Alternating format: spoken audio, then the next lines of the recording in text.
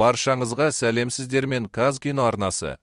Бүгін сіздерге 2022 жылы шыққан етік киген мысық соңғы тілек қысқаша нұсқасын айтамын. Баяғыда ертегіде бір жұлдыз жерге ағып түседі, бір жанның тілегін орындағанша күтіп жатады. Ал мына жақта сары мысықтың өнерін халық тамашалайды. Ал сары мысық өз ойына келгенін істеп жүреді. Халық оны етік киген батыр мысық немесе 9 жаны бар мысық деп те атайды.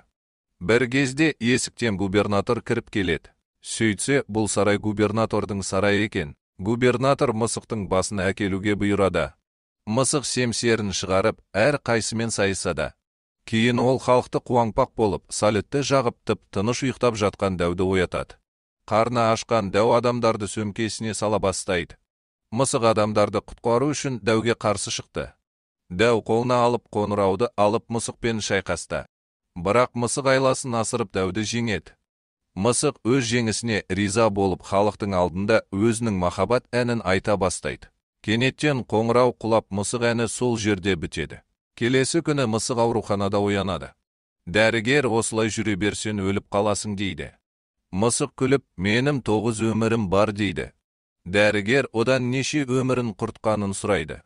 Бір рет жүгіру кезінде бұқалардан екінші казинода жеңіске жеткен кезде 3-ші биіктен секіріп, солай 4-ші, 5-ші, 6-ші, 7-ші, ал бүгін 8-ші болды.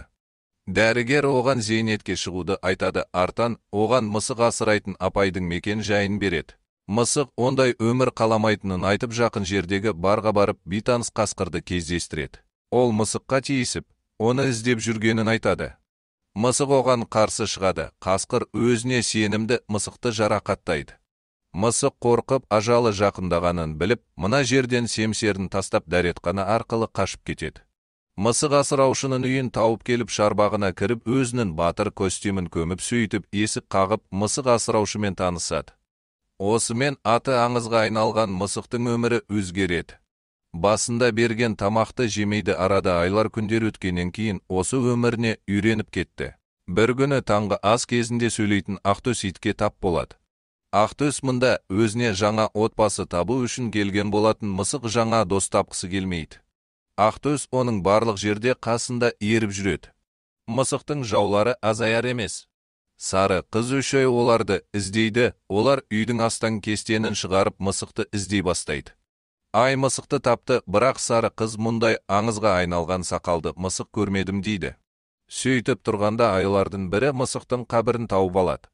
Мысықтың өлгеніне сеніп, мысықтан кез келген тілекті орындайтын жұлдызға апаратын картаны табуға көмек сұрағысы келген екен. Оны мысық естіп 9 өмірін қайтарғысы келіп жоспарлады. Бірақ ол үшін зұлым аспаздың қолындағы картаны қолға түсіру керек. Аспаз әртүрлі сиқырлы заттарды жинайды, оның келесі мақсаты сиқырлы жұлдыз. Мысық сандыққа жақындап картаны алуға тырысады, бірақ ол жақтан өзінің бұрынғы қызын кездестіреді. Олар картаға таласып жатқанда сары қыз бен айлар кіріп келеді. Киса мен мысық қуғын сүргіннен қашып оларды Ақтөс күтіп алады. Оларды бұл жерден әкетіп, мысық мақтанып тұрғанда қасқыр оны аңдып жүргені жайлы маяк тастайды. Кейінірек зұлым аспаз сиқырлы заттарын шексіз сөмкесіне салып, сиқырлы картаның соңына аттанады. Сол уақытта картадан ешкім тірі қайтпаған қараңғы орманның тарихы пайда болады. Біраз уақыттан соң мысықтар түнерген орманға жетеді. Картаны кім ашады деп 2 мысық тағы да таласады. Түбінде екеуі де картаны түртіп көреді. Бірақ екеуінде тозақ жолдары ашылады. Ал Ақтөстің жолы өте жеңіл болды. Мына жақта сары қыз бен айлар келеді. Олар армандарын талқылап, мысықтар оларды көріп бірінші сынаққа аттанды. Мысықтар әдемі раушандарды көріп жолдарына тұрған үшін кесе бастады. Гүлдер одан сайын ашуланып олардың жолын бөгеттейді. Керісінше Ақтөс гүлдерді иіскеп өзіне қаратып алады. Мысықтарға оларға мейірімді болу керектігін айтады. Кейінірек Ақтөс өзінің тарихын айта бастайды. Достары оны қоқысқа тастап, кейін бір күні оны байлап өзенге лақтырып жіберген. Алайда Ақтөс жаман ниетті түсінбейтін еді. Ал мына жақта бар жылдамдықтарын қосып сары қыз келеді. Арттарында зұлым аспаз оларды жолдан тайдырады. Солай ол гүлдер алқабына жетеді. Бірақ аспаз мейірімділіктің не екенін білмейді. Раушандарды бәрін өртейді. Мысық қалыпқа келіп қырнып алады. Киса оған Санта-Колониядағы сатқындығын есіне салып қанжарын сыйлайды. Мысық таяғын лақтырған кезде артынан ақтөс қуып кетеді. Аспаздың қолына түседі. Мысықтардан картаны талап етеді. Сөйтіп тұрғанда сары қыз бен айлар келеді. Карта үшін шайқас кезінде өлім қасқырын байқайды. Кейін ол өз командасын тастап қашып кетеді. Мысық қорқынышы басылғанша талдың түбінде жатады. Ол ақтөстің арқасында тынышталып, соңғы өмірі туралы шындықты айта бастайды. Үйленетін күні мысық Кисаны лақтырып кеткен үшін өкінішін білдіреді. Киса олардың әңгемесін естіп өзінің мойындауын күтеді. Сол кезде сары қыз картаны иеленіп олардың алдында үй пайда болады. Карта қызға бақытты болуға болатын жайлы айтқысы келді. Осы кезде мысық Кисадан кешірім сұрайды. Киса тойға келмегенін айтып, оны кешіреді, ол өзімшіл кеуді қаламайды. Сөйтіп мысықтар сары қызға қарай бет алады, ал аспаз сиқырлы шардың көмегімен жоспарды ойластырады. Көп кешікпей мысықтар картаны ұрлап алды, бірақ мысық қарап қойғандықтан жұлдызға апаратын жол өзгерді. Ол қамалып қалды. Ал ақтөс тағы да ұсталып қалады. Сол уақытта сары қыз өз оқиғасын айтып тұрғанда, ақтөсті Киса құтқарып алады. Осы кезде мысық 8 өмірін көреді. Өзіңе сенімді мысықтар оған жалғыз болуға Киса мен ақтөсті ұмыту керектігі жайлы айтады. Сол кезде қасқыр қайта пайда болады. Ол өзін өлім аңшысы дейді. Мысық қайтан қорқа бастап қаша жөнеледі. Мына жақта сары қыз өзінің нағыз отбасы болғанын қалайды. Айлар оған ренжиді. Бірақ қыз үшін бәріне келісті.